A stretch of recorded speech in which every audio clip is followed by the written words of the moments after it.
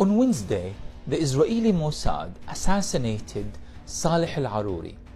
Arouri is technically the second top man in the political bureau of Hamas, but practically, at least according to the Israeli newspaper Yed'ot Ahronot, citing top Israeli security assessment, at the time he was the most important man of Hamas as of today.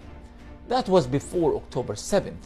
Things haven't really changed much. Saleh Arouri continued to play a significant role in maintaining and managing Palestinian resistance in the West Bank, in Gaza, but also the political connections that allowed Hamas to return back to what Palestinians refer to as the axis of resistance. You see, Arouri was one of the main champions of what we call Wahdat as-Sahat, or unity of the fields or unity of the squares.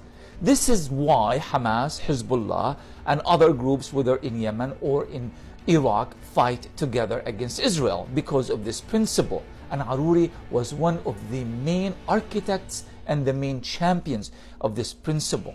So by killing him, Netanyahu can claim that he made a major victory that would definitely, in his mind, redeem some of the tattered reputation of Israel's intelligence community, mostly the Mossad and the Shin Bet.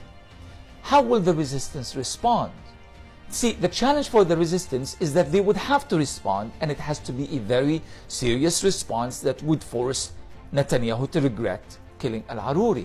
But at the same time, it has to be a strategic response, meaning that they do not play into the hands of whatever political agenda that Netanyahu has in mind, and not allow Netanyahu to regain the initiative and to claim that he is the triumphant and victorious defender and protector of Israel. Now also notice the timing of Arouri's assassination. It came at a time that it was becoming clear that Israel was losing at the battlefront and losing badly in Gaza. In fact, Israel was retreating from Gaza, mostly from the north, but also eventually in other parts of the Gaza Strip, according to Israeli media and particularly the Walla news website. So before this becomes a political issue or crisis that is going to demolish Netanyahu's government and push Israel to a new elections, he needed to buy time, create a distraction by killing Arouri, and again saying, see, even though the battle in Gaza itself is maybe changing in terms of tactics, Israel's war on terror will continue in all forms and in all places. However, the assassination of Arouri is going to cost Israel dearly.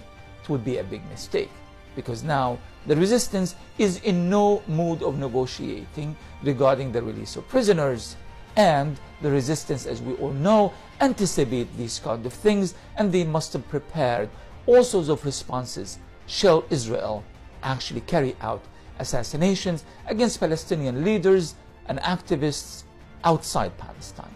Stay tuned.